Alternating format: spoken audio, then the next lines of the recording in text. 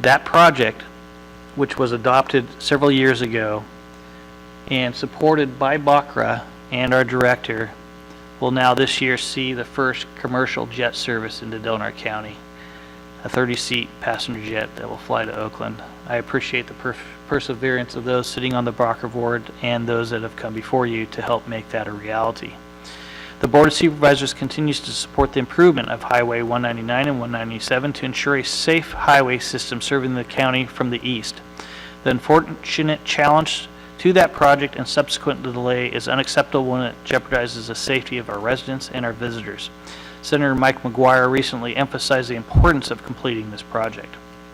The Board of Supervisors continues to work closely with Caltrans, Federal Highways Administration, and Congressman Huffman through the Congressman's Task Force to ensure the relocation of Last Chance Grade.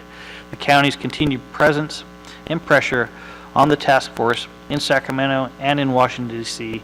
has ensured the issue is a priority for funding. It is important that we continue to work closely with those responsible agencies in order to ensure the project is well designed and completed as expeditiously as possible. The Board of Supervisors is addressing the ever-changing role of commercial cannabis regulation. In October, we voted unanimously to create a citizens working group with the representatives on both sides of this issue to wade through the details of a complex ordinance for our community. Once the draft is produced, the Planning Commission and Board of Supervisors will be in a position of holding public meetings to better refine the ordinance and address the public's concerns and needs. In closing, I have touched on just a few of the project's significant issues in development that the County of Del Norte and your Board of Supervisors have advocated for throughout 2017. Obviously, I don't have time to address many of the day-to-day successes we have achieved.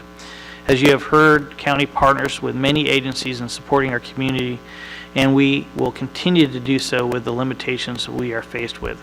Our community does not receive nearly enough revenue to address everyone's issues and needs. However, we strive to provide the best service we can and to address short and long-term issues proactively.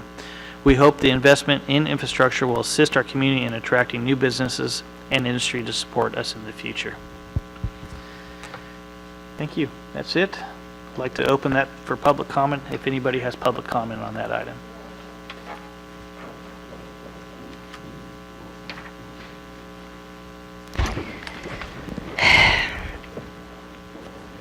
So let me get this straight. You built a roundabout out on Humboldt Road. You fixed several lift stations. You went to Washington, D.C. and a couple of trips to Japan.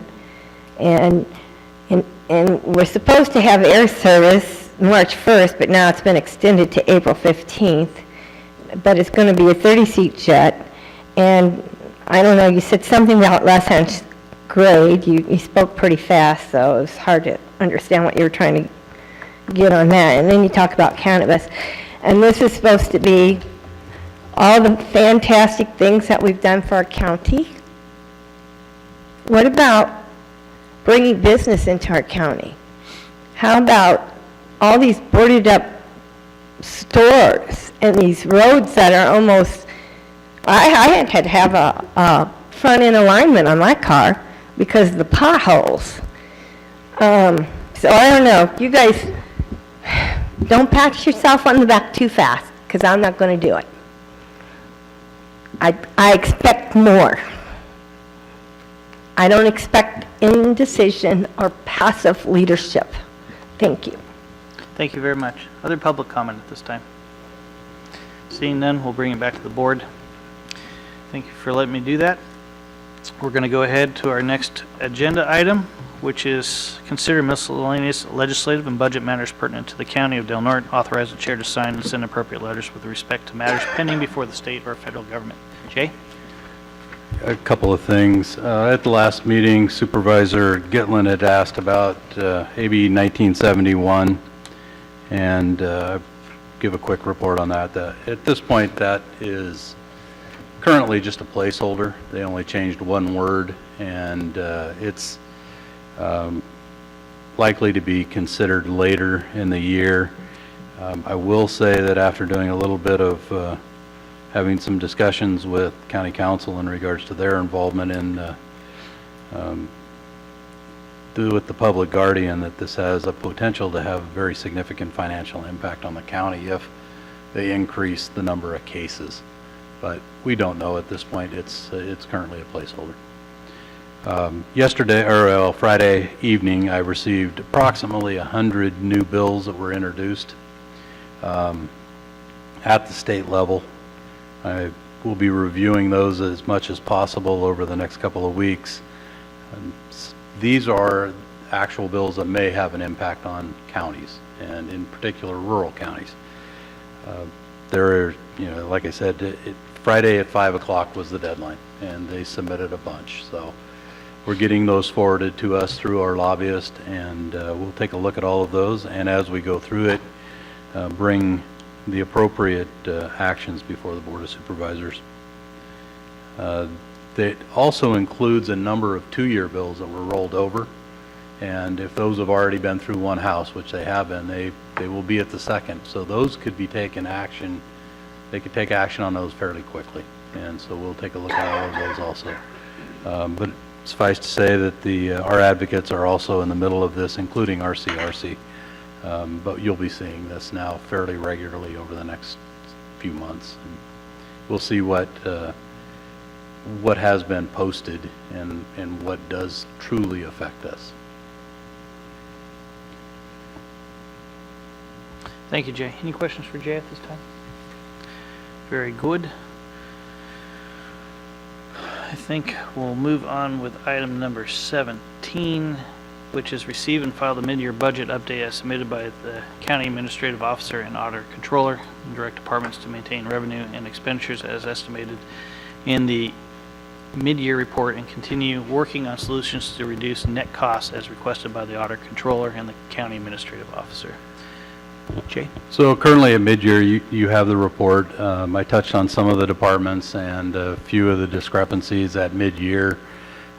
Primarily, the issues at this point are going to be intra-fund transfers that have yet to materialize, which could be between departments, or they could be coming in from the state, and then also revenue that has yet to be received, because we still have 4 months to receive revenue. The projections that are in there indicate that we're on track for this budget year, that no significant issues are currently foreseen. As I mentioned, these are projections from individual departments, so I've gone through those that are at that are listed in there as being out the furthest, and primarily those are based on revenue. And in particular, there's the administration department has about $100,000 in grant money that was delayed through CDBG, and it's now projected to come in next fiscal year as opposed to this fiscal year. So you'll see that there's a reduction in the overall net county cost on that one, which is actually in the black. But as we went through this and take a look at the individual departments, it looks like our most significant issues coming up in the next budget year will again be revenue and the mandated programs and how we're going to deal with those, including the IHSS question that you heard from earlier coming from negotiations, and we'll be in negotiations with other employee groups this next year. There will be an initiation of the next fiscal year budget in April, and at that time departments will be able to come in with their requested budgets, and then we'll be sitting down with the departments to go over those requests, and then meet with the Board of Supervisors to find out what the priorities will be for the next fiscal year, as well as what the potential impacts may be on departments based on policy of the board at this point. We have a couple of departments that are going through a transition period with employees, and we may have to look very closely at getting them additional help as we go into the next budget year. At this point, in talking with the Auditor Controller, he indicates we're on point for the end of this year and would not have a deficit, so that's always a positive. Thank you very much, Jay. Questions for Jay at this time? Supervisor Gitlin, please. Jay, do you have any update on what impact financially will be felt by our county as a result of the Pink Tree the Pink Hotel debacle, where the court has held that the county is responsible for abating that trash pile? I don't have a final number yet. There was still some testing that was being done the last time we met, but the Community Development Department is going to come up with a scope of work that we can send out to be able to get that final number. It'll be an RFP process. I think as the board is fully aware, we have some money in contingency. We also have some money in capital infrastructure that would have to be transferred around depending on what that final number is for abatement of that structure. That would be a straight general fund hit in either contingency or capital infrastructure. At this point, once we get that final number, we'll bring it forward and then get action from there. Okay, thanks for keeping us abreast on that. Thank you. Other questions for Jay at this time? Public comment? Okay, seeing none, we'll go ahead and bring it back to the board. Just direction? Yeah, basically it's direction. And we'll meet with the different departments, and if any issues come up, they'll come directly to the board with a solution. Very good. Thank you, Jay. All right, we're going to go ahead and move forward with, let's see, our last agenda item, which is receive other brief reports and announcements. Mr. Chairman, I think you got 2 budget transfers. I didn't think I've heard those brought forward yet, have we? Did I miss that? No, you're correct. 10 and 11? Appreciate your time for catching me on that one. So those are items 10 and 11, which is approve and adopt budget transfer items 02-01 and 02-02. Motion to approve. We have a motion on the floor Second. and a second. Public comment. Okay, seeing none, we'll go ahead and bring it back to the board. Kylie, can you please poll the vote? Supervisor Hemmingson? Yes. Supervisor Cowan? Yes. Supervisor Berkowitz? Yes. Supervisor Gitlin? Yes. Chair Howard? Yes. All right. Move on to item number 18, which is receive other brief reports or announcements relative to the County of Del Norte programs and projects progress of the 2x2 committees, goal committees, and other board staff travel and training reports. Supervisor Berkowitz, please kick us off. Thank you, Mr. Chairman. I, along with the other board members, attended the Building Healthy Communities dinner. I know that was quite a while ago, but we weren't at the last meeting. Anyhow, that was held at the fairgrounds. I was pleased to note that Chairman Howard gave an account of the progress that BHC is making. Before I left for Japan, I participated in a discussion of the issues surrounding the cannabis issue on KFUG radio. Last week, along with other supervisors, I met with Congressman Huffman, where we discussed the progress of H.R. 800, his Rural Communities Broadband Bill, and the controversies between charter, cable, and local TV stations. Last week, I met with several constituents from Klamath to discuss the problems surrounding abandoned homes and blighted properties in the area. These have all been brought to attention of the code enforcement officer. On Sunday afternoon, along with 3 other supervisors, I had the pleasure of attending the grand opening of the new Habitat for Humanity home on Peevler. It's a great home that will be a credit to the neighborhood. On Sunday evening, we held a debriefing meeting about the various issues that we learned about the trip to Japan and how we plan to bring those issues to the attention of the general public. And last night, I attended the grand opening ceremony of Sutter Coast Hospital's Infusion Center. It's a program that's been needed for a long time and was very impressive. And that's my report, Mr. Chairman. Thank you, Supervisor. Supervisor Gitlin, please. Thank you, Mr. Chairman. Also, lots of activities. The Republican Central Committee hosted at the Lighthouse Inn candidate for Attorney General, Stephen Bailey. Had a chance to chat with him and his campaign for that office. Met with the Pelican Bay State Prison Advisory Board. Met the new warden, Jim Robertson, and also the new Chief Deputy Administrator, Rodney Bell. Current population at the Pelican Bay is 2,636. It will cap out at 2,700. Also, with the new warden there, and the assistant to the chief deputy administrator, we all agreed the necessity, and this was almost 100%, this was 100%, the necessity to bring back the level 1 work program. They're very much in favor of it, and we've been bringing this up, but currently we don't have that component in our communities. So I think we can expect to hear something from Pelican Bay, hopefully in a positive area where we will see the level 1 work program reinstituted in the near future. Now, I had a Redwood Coast Transit meeting.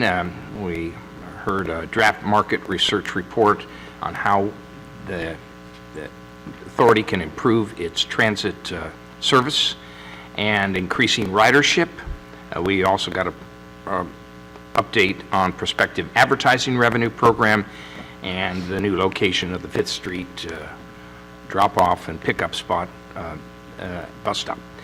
Met with the Congressman, Representative Huffman, discussed his new proposed Northern California Lands Conservation Bill. Doesn't have a number yet. He asked for input from us, and I said it would be a great idea if you, in terms of economic development, you would consider adding in your bill a component for a lodge and a restaurant and make it user-friendly and help build up our economy. He thought that was a good idea, and he says, I'd like to include that when that comes up in front of the House of Representatives. Also met, saw the grand opening for the Habitat for Humanity over in the Birch Track, as Supervisor Berkowitz just mentioned. Again, last night, attended the soon-to-be opened Sutter Coast Hospital Infusion Center. This is, there's 2 parts to this. It's the hematology and oncology unit, and 8 chairs are set up for there, plus 1 separate private room for privacy. And then on the other side, it's not quite at the same schedule, will be the long-awaited kidney dialysis unit, also 8 chairs. So I also learned from Mitch Hanna that he is soon going to announce a replacement for the emergency room services, which the community has been hearing about, and one which will save the community substantial money with the replacement of MCare soon to be announced. Lastly, I met with Department of Fish and Wildlife and our private blight program, Take a Bite Out of Blight, will be partnering up with Smith River Alliance, Team Home Depot, Team Walmart, the Interfaith Council, and we'll be conducting a pretty big cleanup of some property, Fish and Wildlife property at 101 South. It'll be March 10th, a Saturday, 9 to noon. We're looking for volunteers. And there's a pretty big mess over there, and we'll knock it out and get rid of that. So our community doesn't have a chance to, doesn't have that blight to look at. It's currently behind some spruce trees, and those will be trimmed back. So this illegal camping problem, which causes this blight, will be abated. And that's my report. Thank you, Supervisor. Supervisor Cowan. Thank you, Chair Howard. I've had many meetings regarding the cannabis and concerns with the citizens and business leaders in our community. I also attended the BHC dinner a while back. I attended the fair dinner. It's always a nice event that they do to thank and acknowledge everyone who makes the fair possible. I was a guest on KFUG with Paul Christ to discuss cannabis in our county. Also had a meeting with Sheriff Apperson. We discussed several topics and concerns. I was a speaker at Miss Owen's English class at Delnart High School. I attended our monthly mental health meeting. I attended a Visitors Bureau meeting. Went to Japan. Japan was a fabulous trip. You'll hear more of a report on that, I believe, at the next meeting by Mayor Inscore. But it was a very good, eye-opening experience. Following this over the years, I've seen them go from despair. This trip was really about resilience and hope. That's what I saw in the people, and that was really a good see, you know. Had a meeting with Congressman Huffman, I think we all did, to discuss his wilderness bill. I also talked to him about a visitor center. You know, Weaverville is getting one, and we discussed the possibilities of that. Of course, there are no funds attached to this bill, so if we were to bring that in, it's something that he would help us have to find funds for, and then there's that ongoing maintenance. But if it was to come to fruition, I think we'd all work together to try to make that happen. Went to the debriefing for Japan. Yesterday, we've been working on the last year with the Visitors Bureau to hire a marketing company. I think I've already reported out that we did do that. She was in town yesterday and today, so met with her yesterday. The company's out of Bend, Oregon. I'm very excited about promoting Delaware County. Meet with her again tonight. I also attended the opening of the new infusion center. It was beautiful, and as Mr. Gitlin alluded to, the other side will be done. That won't be run by Sutter, that's a private company, but you'll have your dialysis and then your infusion that's run by Sutter. After that, Chair Howard and I had a meeting with Mitch Hanna to discuss a lot of things that are going on. We did also discuss the negotiations that they are into with a new ER company, which will be a great benefit to our community to be able to bring down those prices. We also just discussed some other options and things that could be good for our community as well. So it was a good meeting last night. It was a late meeting, but but well worth it. And that's it for me. Thanks. Thank you very much. Supervisor Hemmingson. Yes, thank you, Mr. Chair. I had a Dungeness Crab Gear Working Group conference call. Had a Resource Conservation District meeting. It was, I gave them an update on the Pacific Shores cleanup project, as well as the soon-to-be placed host or watchman station, whichever you'd like to call it. I've still getting calls from people who have Charter Spectrum on issues of not getting CBS or NBC. I did talk with Lisa, the Director of Governmental Affairs, spent about an hour on the phone with her. She enlightened me on some things that I was not aware of. I did put a call into Brian Bradley. He evidently has changed his phone to direct you to a 800 number, and so now you get an 800 number where they have a bank of people taking calls on that, and supposedly they return your calls. I put a call in, they have not gotten back to me yet. And was mentioned, did meet with Congress Huffman on his land recreation bill. As Supervisor Cowan mentioned a visitors area. We also discussed the wilderness area that they've proposed, and that is negotiable. There's some area around Ship Mountain, as well as the proposed wilderness, some proposed future wilderness areas that could be on the table for taking a look at there. So I've scheduled some meetings that I'm going to have with some user groups and other stakeholders to discuss that issue, to see if we can't get some support for that legislation. I did go to the Habitat for Humanity dedication of their new house that's out on Peevler and the Birch Track. Really nicely done thing. Had a lot of discussion with John and Linda Ging. They're right in the middle of all of that. Did a great job of telling us all about that. It was a very nice presentation. Then I went to the next day. No, I guess it was. I guess it was yesterday. I went to the infusion center. Real nice facility we got going there. Sutter Health is stepping up in that degree there. Real happy to see that. And of course the dialysis center is going to be right next door. And that was about it for me. Great. Thank you, Supervisor. And to kick this off, was a busy last couple weeks. Was invited by Superintendent Jeff Harris to a schools focus group that really started dialing down on how community members really felt interactions should be taking place with the district and county office of education, more importantly, some of the results that we've seen over the past several years of communication and cooperation, and where we generally think the school district and county office of education is going, and where we hope to see them go in the future. Attended the first 5 board meeting, and also Smith River Neighborhood Watch meeting. In addition, the Del Norte Solid Waste Management Authority meeting. Went to Sacramento to attend the California State Association of Counties meeting.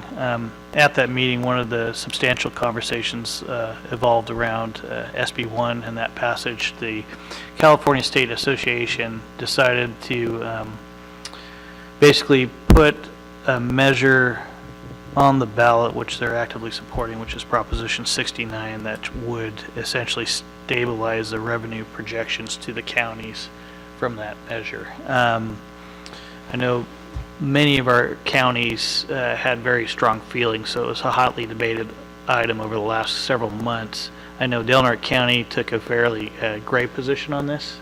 We obviously sent a letter to our legislatures requesting that amendments specific to our county and its location next to Oregon be considered. And we continue to express those concerns as this moves forward, but CSAC maintains, along with the majority of the board, in this case, the majority of the board voted for support of Proposition 69. I abstained from that vote because this board decided to write a letter that basically didn't agree on SB1, but our board decided to take basically a neutral stance on it with our objections specific to our location and uniqueness within the state. Also, at that, we discussed a lot of the measures that have qualified for both the June and November ballots that have gone through the necessary ongoing signature collection, which I believe is about 450,000 signatures necessary to put an item on the ballot if you're essentially a member of the public. Some bond and water funding type projects, expansion of Proposition 13 base year funding revenues. Interesting enough, with the state regulation of kidney dialysis clinics, we've got one coming on board here fairly soon. And one of the more unique ones that actually proponents have collected the necessary number of signatures, at least 25%, is basically legalization of hallucinogenic mushrooms will be on the ballot coming soon. I thought that was pretty interesting. And then obviously the repeal of SB1. They've collected the essential number of signatures to be on the ballot. They're well above the 25% needed right now. They have till May 21st to collect that remaining 75% at this point, and I think they're well underway to doing that. Sat on several discussions that the Chamber held on planning for the upcoming Economic Summit, attended agenda review, attended the RCD meeting along with Supervisor Hemmingson. While in Sacramento, I had several meetings with our state legislators, but the more particular was the focused meeting with Stafford Laird, who's the Deputy Director of the California State Fish and Game Commission, specifically dialing in on the county's letter and concerns with the elk issue here in our backyard, and their promise to this community is that plan will be adaptive. And this takes a new direction in their management plan. It does not need to go before the commission. The director could sign it, but basically we should see, as the county,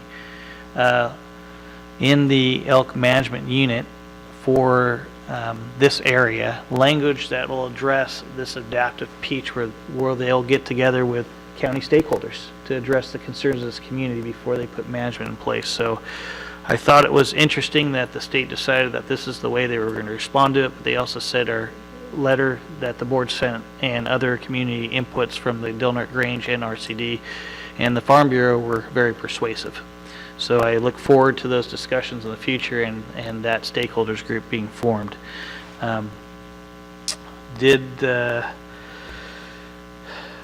As mentioned, the Habitat for Humanity's dedication, it was great to see all the supervisors there. The Infusion Center meeting last night, and then also the post meeting with Mitch Hanna with Supervisor Cowan. That was a very robust discussion.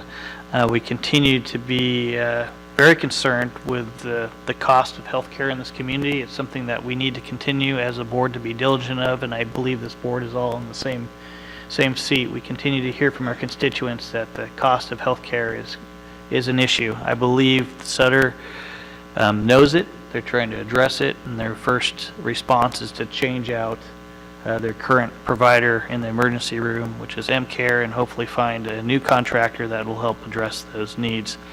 And lastly, I want to end with the long-standing, in this case, the 37th annual Rowdy Creek Fish Hatchery Derby that was basically hosted by many volunteers in this community out at the ship ashore this weekend, and the partnership that they formed with the Tolowadini Nation to help keep an important program, in this case, the only privately funded hatchery in the state of California going.